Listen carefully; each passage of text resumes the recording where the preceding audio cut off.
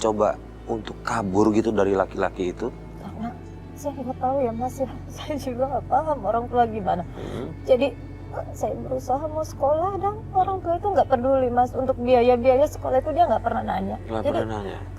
mungkin karena dia merasa memiliki, dia udah menafkahi sekolah saya saat itu. Oh, yang laki-laki yang lebih dosennya kayak gitu. Terus nggak ada. Maksud saya gini loh. Iya, setelah SMA, setelah lulus saya udah berusaha. Saya pikir saya nggak mungkin dengan hidup tekanan seperti ini. Saya udah nggak butuh biaya lagi. Setelah lulus SMA itu saya mulai cari kerja. Saya kerja, tapi dia nggak terima. Dia mencari saya berusaha kabur, saya berusaha keluar dari rumah supaya saya bisa kerja.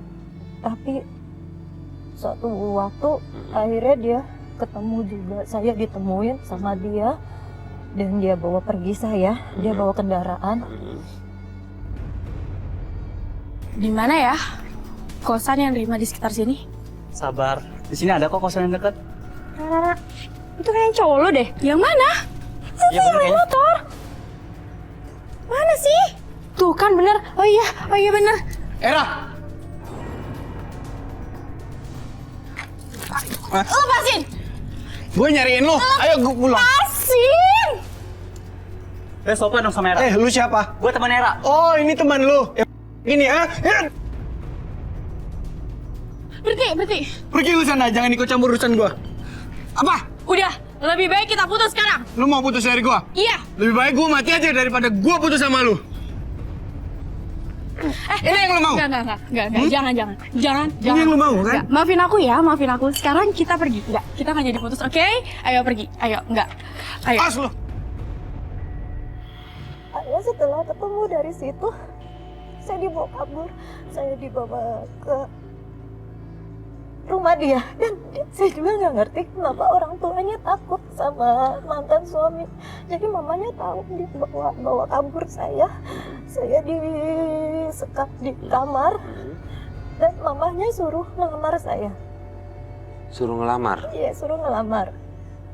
Dan akhirnya mamanya nurut, dia ngelamar saya juga nggak tahu gimana orang tua saya nerima. Akhirnya setelah udah ada perjanjian pernikahan, baru saya boleh pulang, dan saya pulang, saya langsung nikah. Sama dia tadi. Pak Ustadz gimana nih Pak Ustadz hukumnya nih pernikahan atas paksaan nih? Ya sebenarnya tidak boleh pernikahan itu dipaksa. Bahkan jangankan orang lain ya, orang tua saja ketika memaksa anak saja itu tidak diperkenankan oleh Nabi. Karena ada kasus ketika seseorang dinikahkan, kemudian ditanya seorang yang perempuan tadi, apakah kamu sudah melihat calonmu? Lihatlah meskipun hanya sekilas. Apa maknanya? Maknanya adalah untuk memberikan ruang bahwa pernikahan itu yang melakukan itu bukan orang tuanya tetapi anaknya. Anak harus mendapatkan kerelaan karena ini kan perjalanan panjang dalam membina rumah tangga. Jadi kalau masing-masing bisa mengenal, saling ada kerelaan, maka insya Allah rumah tangga akan menjadi sakinah mawaddah rahmah. Tapi kalau tidak ada, nggak boleh. Maka bahkan ketika orang misalkan seorang calon nggak mendapatkan saja, Sayyidina Umar itu memerintahkan apa? Mengutus orang yang dipercaya oleh wanita tadi, lihat calonnya supaya mengenal karakter. Jadi misalkan ini percaya sama orang, tolong lihatkan dia ini bagaimana. Oh ya dia orang baik dan seterusnya. Dia sudah percaya, maka ini baru kemudian diberikan ini. Ini maknanya adalah bahwa Islam sangat memberikan penghargaan yang tinggi. Yang kedua adalah misalkan kayak tadi dalam konteks untuk paksaan. Tetapi kan kemudian begini, kalau persyaratan dalam sebuah pernikahan itu kan begini Mas Farid. Kalau sudah ada pasangan kan ada 4 rukunnya itu. Pasangan, jadi pasangan suami istri ada, kemudian ada maharnya, kemudian ada saksinya, ada walinya, sudah selesai gitu loh. Lah konteks tadi kan ada berarti sah. Cuman kan prosesnya tadi itu gitu. Iya. Jadi awalnya kan kenapa tadi itu memaksa? Karena dia sudah lama, udah menikmati lama, tadi proses panjang berhidup bersama dia, maka merasa tergantung, akhirnya apa saja dilakukan. Lah ini kan kalau sudah awal pernikahan seperti ini kan sudah bisa kita menggambarkan apa yang akan terjadi kemudian kan begitu. Iya, lalu gimana kehidupan rumah tangganya? Kami tinggal di rumah mertua karena suami juga waktu itu belum bekerja Mas. Belum bekerja. Jadi kami tinggal di rumah mertua dan mertua yang menafkahi. akhirnya setelah saya serumah sama dia, saya baru tahu kelakuannya dia.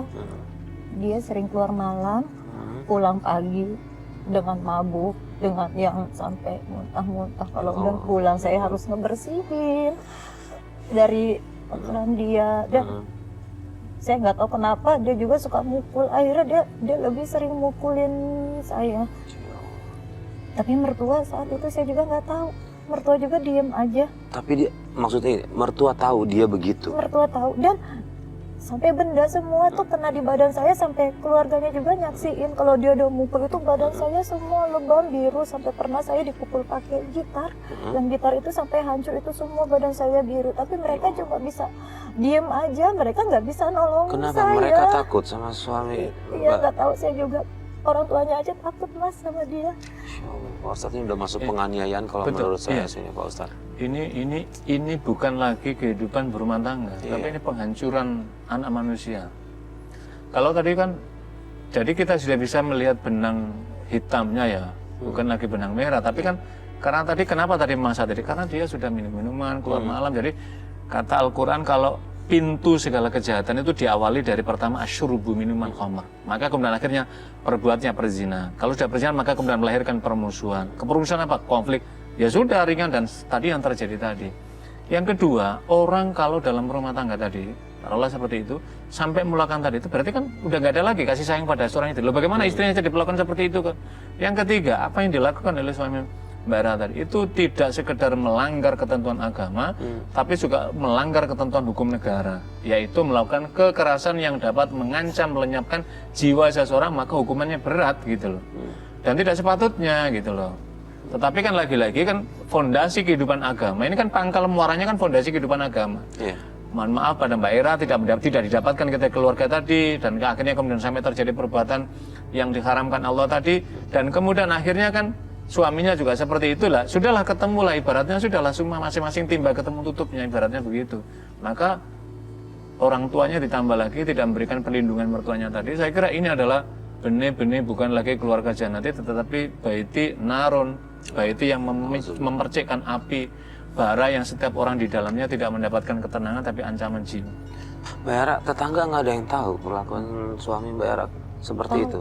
Ada yang tahu. Terus? Keluarga dia kan keluarga besar itu, dia sebenarnya banyak. Dia itu ngumpul dalam satu wilayah. Keluarga besarnya juga tahu, cuma mereka diam aja. Tetangga yang lain yang bukan keluarga nggak tahu? Tahu kekerasan dia, tahu sama saya. Ya tapi pada diam aja, dan akhirnya saya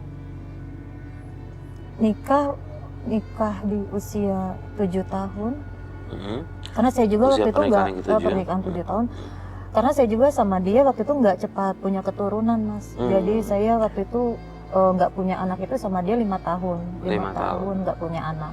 Setelah itu sempat hamil kemudian? Iya, sempat hamil. Akhirnya saya punya anak satu. Dan itu dia lebih parah lagi, Mas, perlakuannya.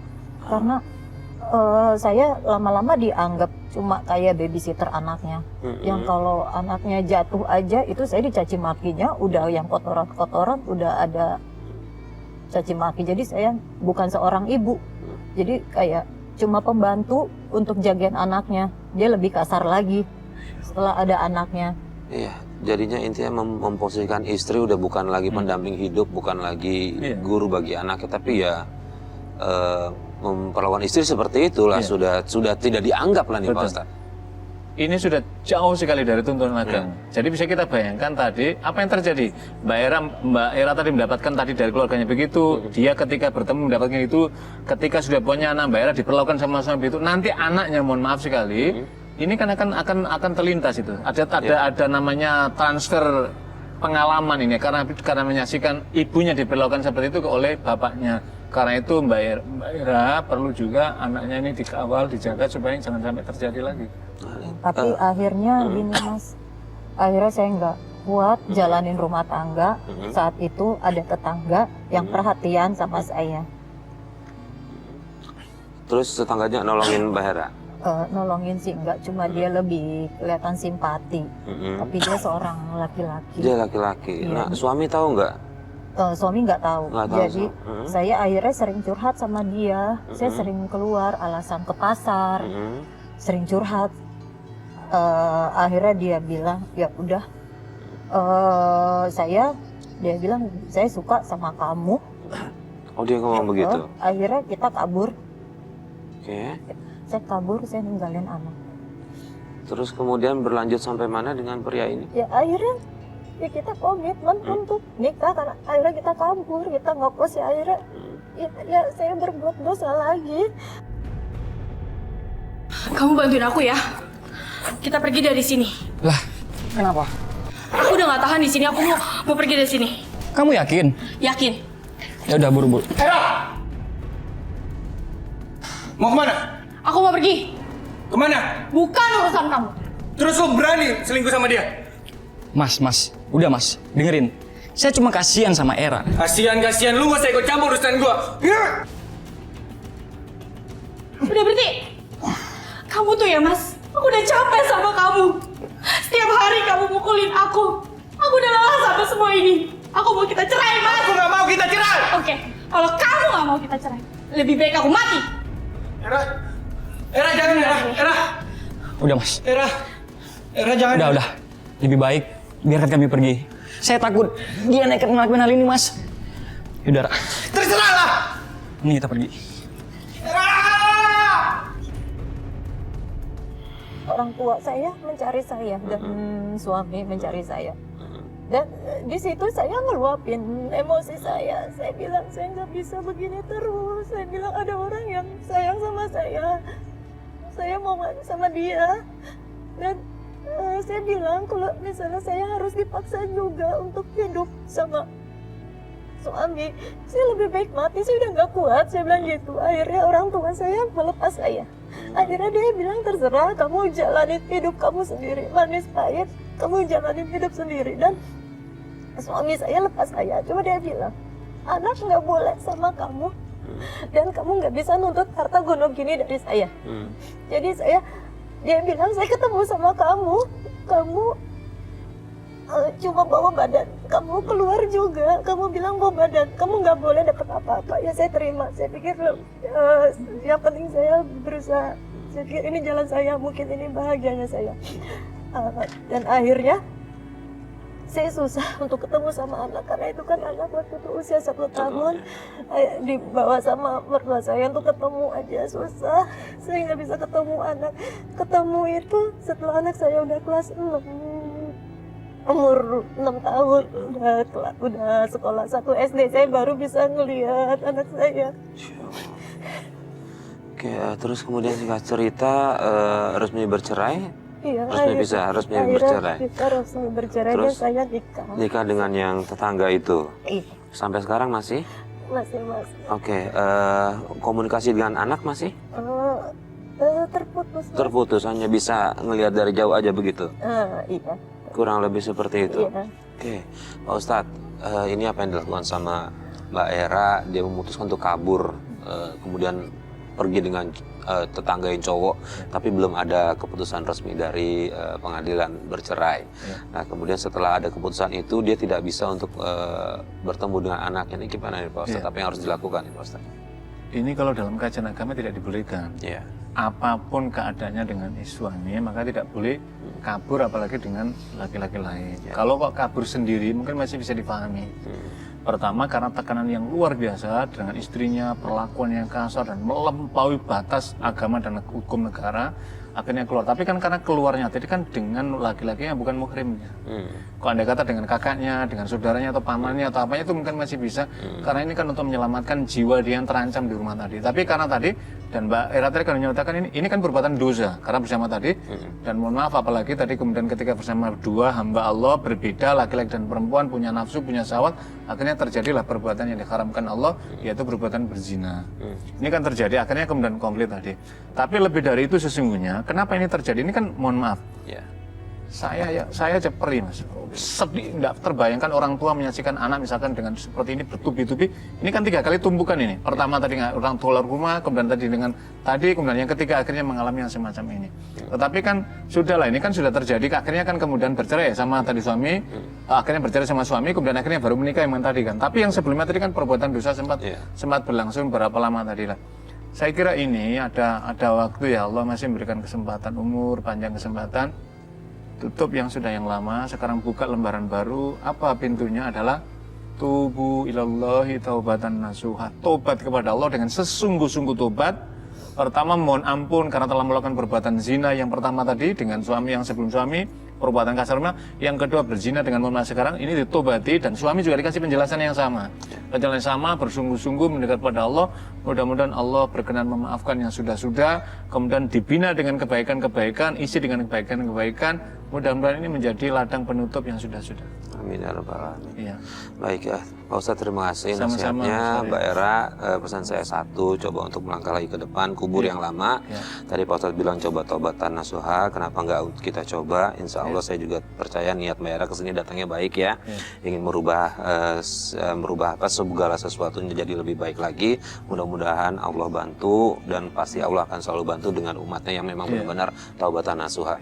Terima kasih Mbak Era sudah berbagi cerita dengan kami. Dan pemirsa, mudah-mudahan cerita dari Mbak Era ini bisa menjadi pelajaran yang bisa kita ambil jika kita suatu saat bertemu dengan kasus yang kurang lebih sama. Saya Farid Hasan undur diri, wabillahi taufiq wal hidayah. Wassalamualaikum warahmatullahi wabarakatuh. Waalaikumsalam warahmatullahi wabarakatuh.